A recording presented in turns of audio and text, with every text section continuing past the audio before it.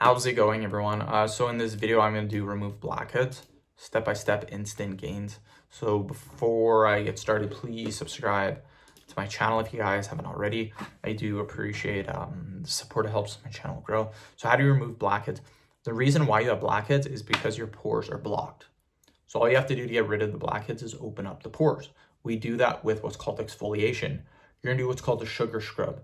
2 tablespoons of sugar, 2 tablespoons of water. You mix it in a glass, it makes a sugary, watery paste. You take that paste, you scrub it on the blackheads.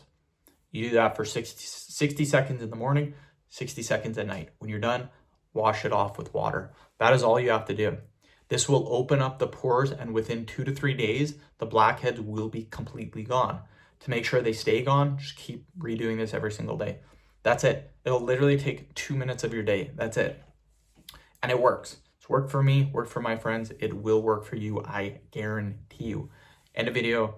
Thank you so much for watching. Please subscribe to my channel.